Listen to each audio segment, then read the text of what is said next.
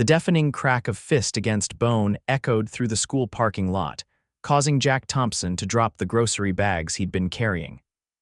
Without hesitation, he sprinted toward the sound, his worn work boots skidding on loose gravel.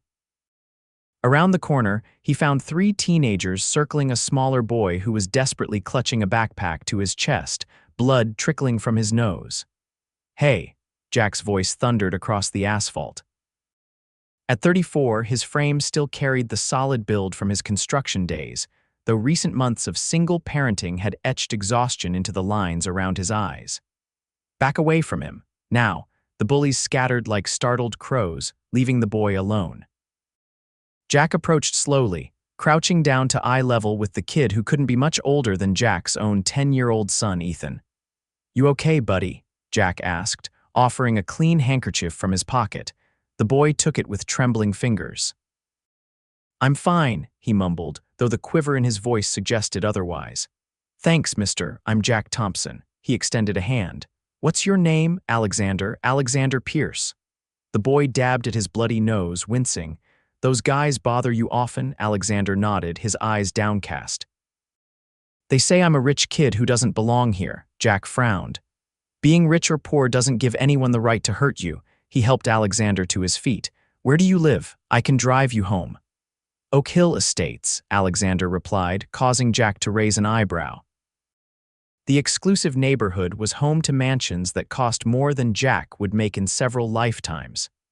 "Well, let me get my groceries and my son, and I'll drop you off."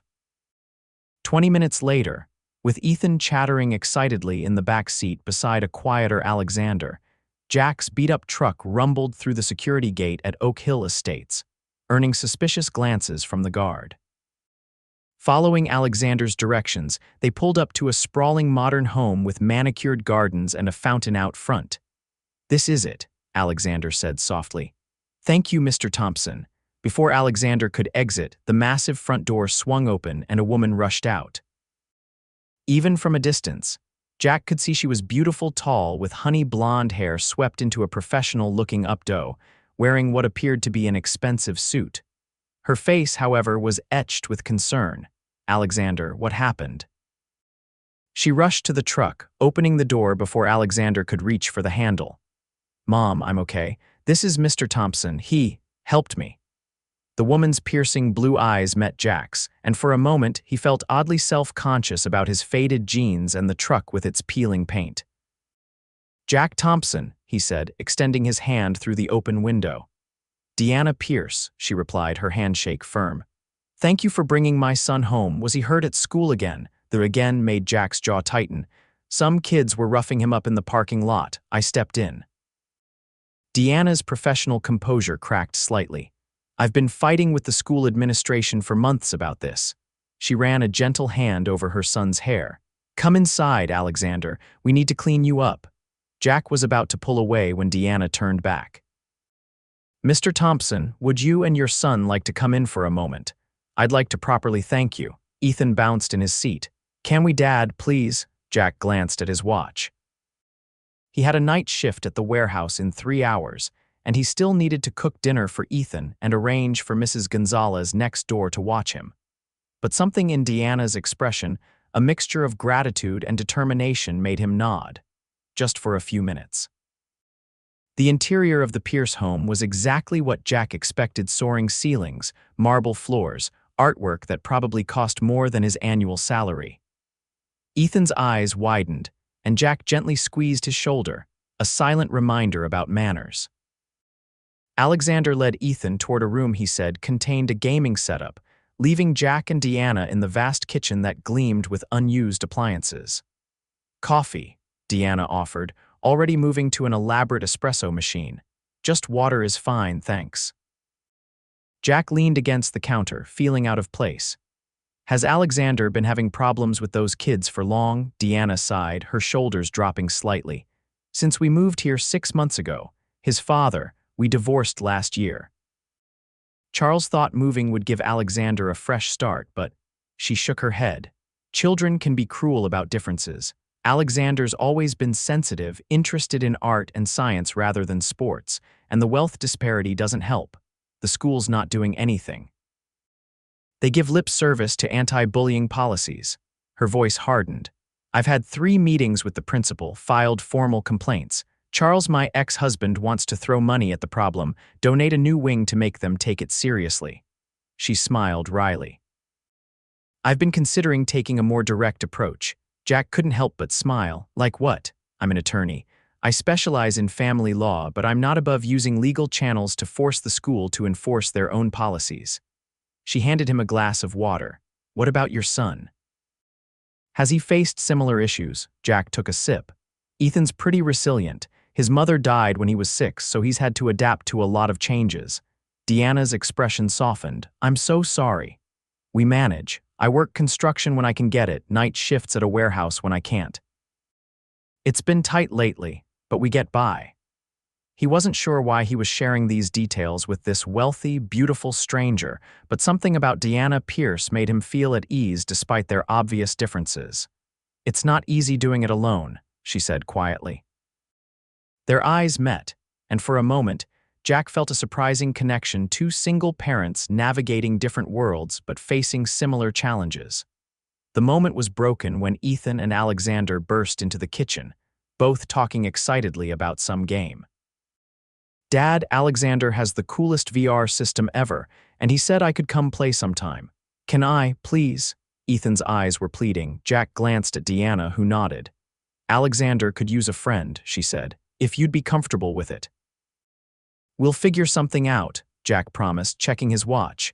But now we need to get going. I've got work tonight. Deanna walked them to the door. Thank you again, Mr. Thompson. Jack, he corrected. Jack, she repeated, her smile warming her entire face. I hope we'll see you again soon. As they drove away, Ethan couldn't stop talking about Alexander and his amazing house. Jack nodded along, his mind drifting back to Deanna's smile and the surprising connection he'd felt with someone whose life seemed so vastly different from his own. 3 days later, Jack was finishing his shift at the construction site when his phone rang. He didn't recognize the number. Hello, Jack, it's Deanna Pierce. His heart did an unexpected jump. Deanna, everything okay with Alexander? Yes and no, he's not hurt, but she hesitated. Those boys were waiting for him after school again today. He called me, but I'm stuck in court across town. The school says they can't do anything since it's after hours and off property. I was hoping, text me the address. I'll be there in 15 minutes. Thank you, she breathed, relief evident in her voice. Jack found Alexander huddled inside a coffee shop near the school, keeping a wary eye on 3 teenagers loitering outside. When he spotted Jack, the relief on the boy's face was palpable. They said they'd teach me a lesson for getting them in trouble, Alexander explained as they walked to Jack's truck. I didn't even report them. The principal just saw my bruises on Monday. Jack's jaw tightened. You shouldn't have to deal with this, Alexander. Alex, the boy corrected. My friends call me Alex. Well, they would if I had any. You've got Ethan, Jack said, starting the truck. And for what it's worth, those guys are just intimidated by you. Alex looked skeptical. By me, I'm not exactly intimidating. You're smart. You've got opportunities they don't. Sometimes that's scarier to people than physical strength. Jack pulled away from the curb. Your mom's tied up at work. Want to hang out with Ethan and me for a while? We're having spaghetti night. Alex's face lit up. Really, that would be awesome. Jack's apartment was a stark contrast to the Pierce mansion, a modest 2-bedroom unit in a working-class neighborhood. The furniture was worn but clean, family photos covered the walls, and children's artwork was proudly displayed on the refrigerator. If Alex noticed the difference, he didn't comment. Ethan was ecstatic to see his new friend, immediately dragging Alex to see his collection of science books and the small terrarium where he kept a leopard gecko named Einstein. As Jack prepared dinner, he could hear the boys chatting, Ethan's exuberant voice contrasting with Alex's quieter tones. By the time he called them for dinner, they were engaged in an intense discussion about whether Einstein the gecko could survive in the wild. Dad, Alex knows everything about reptiles. He says his mom let him turn part of their backyard into a habitat for native species. Is that so? Jack set plates of spaghetti in front of the boys. What got you interested in reptiles, Alex? The boy shrugged, twirling pasta around his fork. They're misunderstood. People think they're scary or gross, but they're just different. They have different needs, different ways of surviving. Jack nodded, understanding the parallel Alex was drawing. That's a good perspective to have. They were finishing dinner when the doorbell rang. Jack opened it to find Deanna standing there, her work attire slightly rumpled after what must have been a long day. Despite this, she was still strikingly beautiful. "I hope it's okay that I came," she said. "The court clerk gave me this address, of course." "Come in, we've got plenty of spaghetti left." Deanna stepped inside, her eyes taking in the modest apartment with what Jack was relieved to see was appreciation rather than judgment. "Something smells amazing," she said, moving toward the kitchen where Alex jumped up to hug her. "Mom. Ethan has a gecko named Einstein, and Mr. Thompson makes spaghetti sauce from scratch, not from a jar, and it's way better." Deanna laughed, the sound warm and genuine. "Is that so? Well, I'd love to try some of this famous sauce if the offer's still open." Jack found himself pulling out another plate while Ethan cleared space at their small table. As they ate, the conversation flowed surprisingly easily. Deanna shared stories about her day in court, carefully edited for the boys' ears. Jack talked about the community center he was helping renovate. The boys contributed with tales of school and geckos. It felt normal, comfortable. As if they'd done this many times before. When it came time to leave, Deanna lingered at the door. "Thank you, Jack, not just for picking up Alex today, but for—" she gestured vaguely at the apartment. "For showing him that there are good people in the world, different kinds of good people. He's a great kid," Jack said sincerely. "He's welcome here anytime." Deanna hesitated, then pulled out a business card. "My personal number is on the back. If you ever need anything, or even if you don't, please call." Jack took the card, their fingers brushing. "I will." Over the next few weeks, a routine developed. The boys spent time together after school, sometimes at Jack's apartment, occasionally at Deanna's mansion. Jack and Deanna found themselves exchanging texts, first about logistics and the boys, then about their days, sharing frustrations and small victories. One evening, after the boys had disappeared into Ethan's room to work on a science project, Jack and Deanna sat on his small balcony, mugs of coffee warming their hands against the autumn chill. "The school called today," Deanna said. "Principal Collins wants another meeting about the ongoing situation." Jack frowned, still not taking it seriously. Actually, he sounded nervous. Apparently the school board got involved. She sipped her coffee, hiding a small smile. "I may have reached out to some contacts," Jack chuckled. "Remind me never to get on your bad side."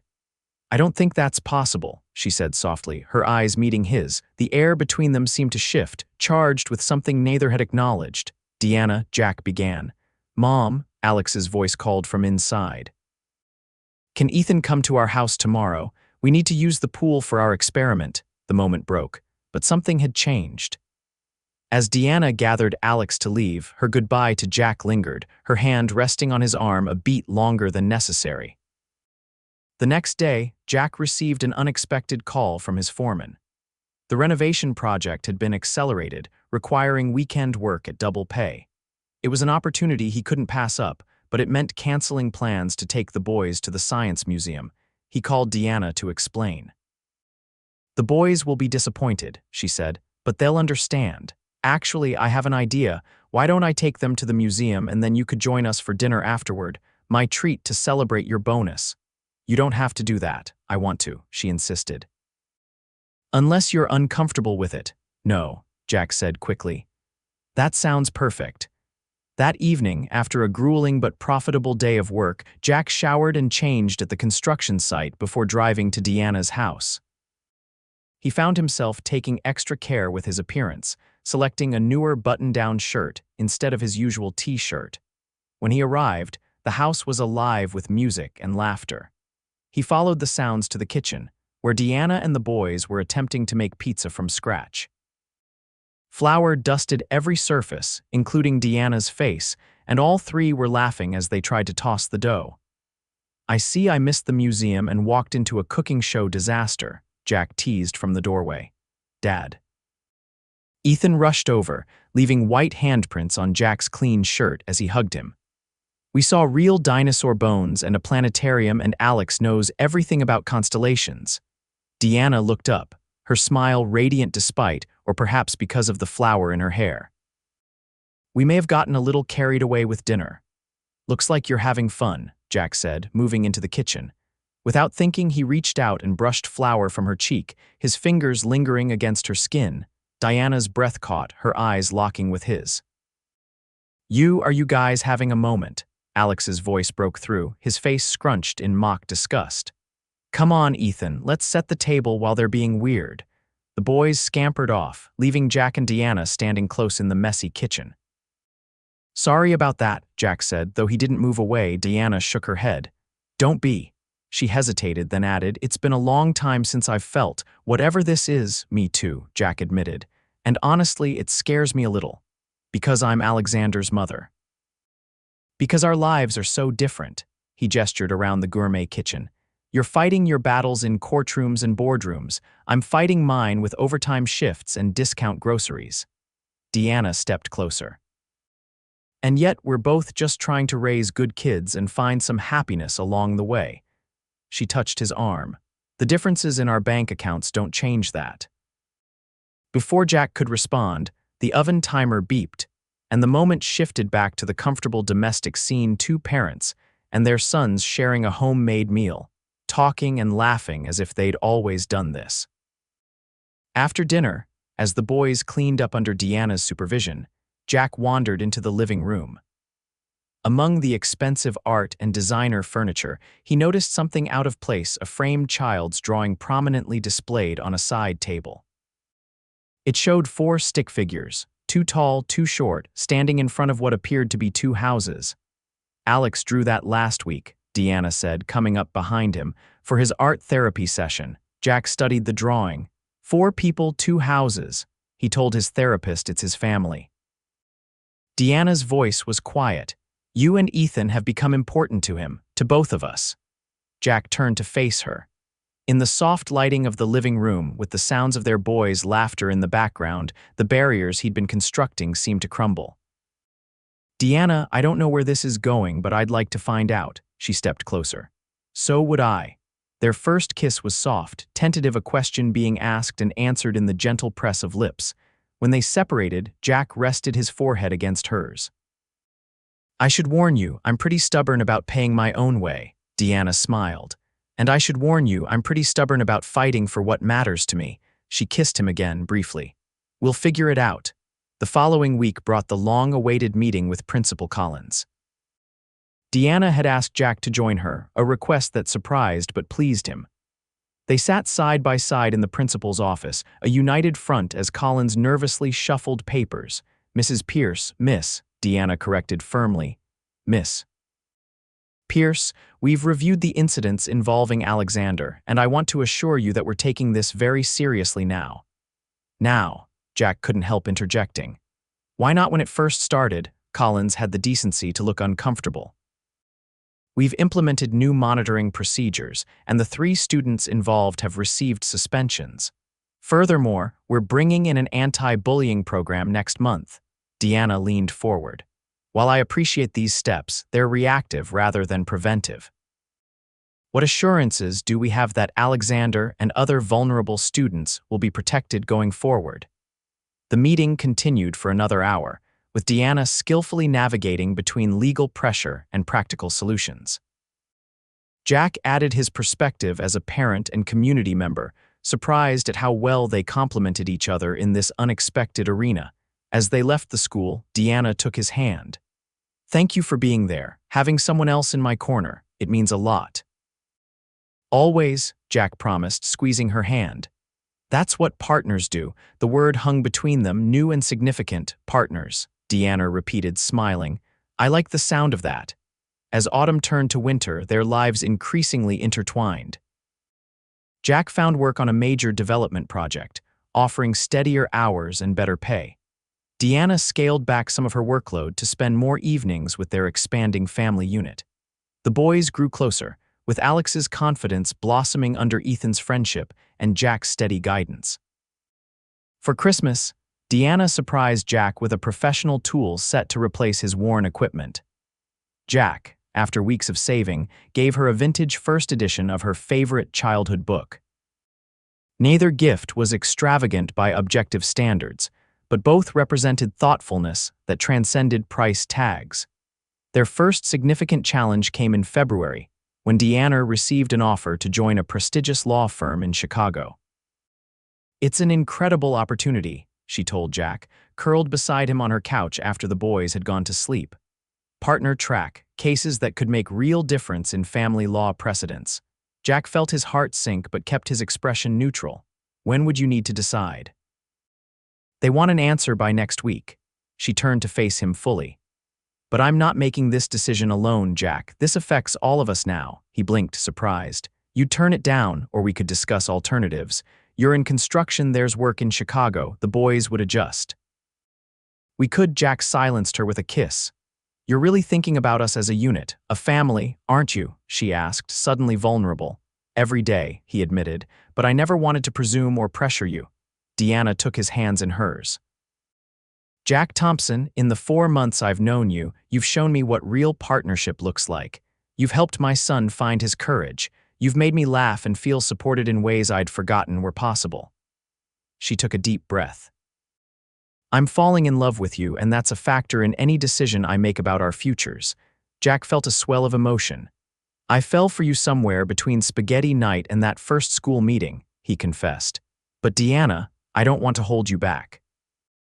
"This opportunity, there will be others," she said firmly. "Or maybe this one can be negotiated. The point is, we'll figure it out together." In the end, Deanna leveraged the Chicago offer to secure a better position at her current firm with more flexibility and autonomy. Jack's construction project extended into a long-term development role with benefits. The boys thrived, Alex standing up to his former bullies with newfound confidence. Ethan excelling in the advanced science program, Alex had encouraged him to join. By spring, they were discussing more permanent arrangements. The practical considerations were numerous: where they would live, how to balance financial disparities, blending their different lifestyles.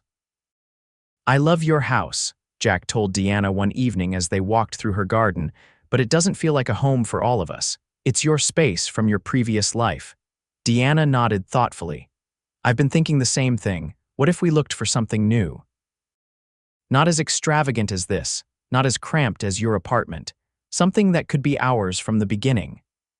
The search led them to a charming craftsman house in a neighborhood between their previous home's good schools, diverse community, large yard for the boys, and Alex's reptile habitats.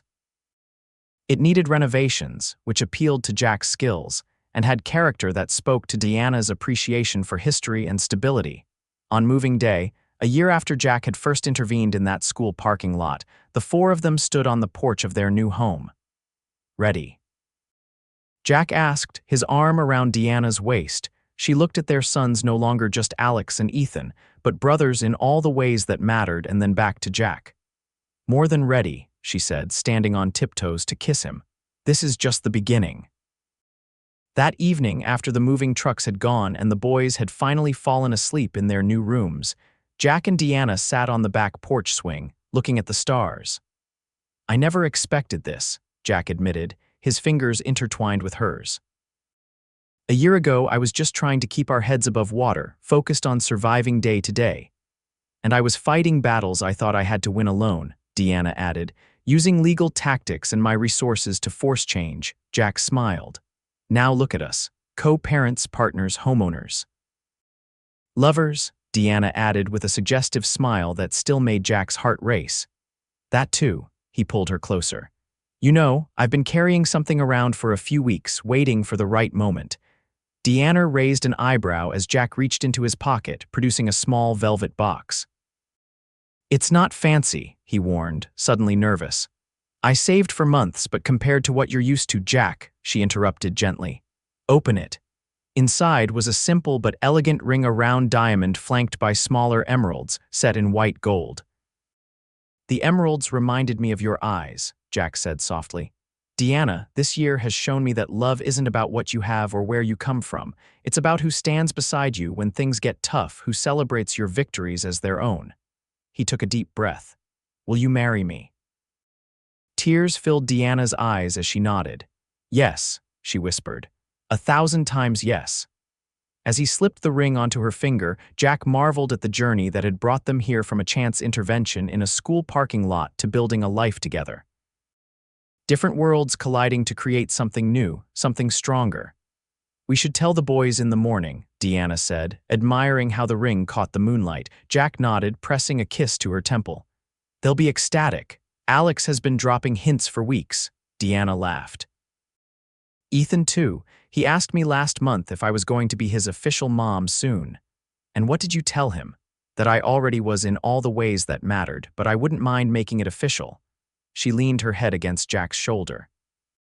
Sometimes I think about how easily we could have missed this if you hadn't been at that school that day, or if you hadn't invited us in, or if we'd let our differences keep us apart. Jack squeezed her hand, but we didn't, and now we have this a home our boys each other.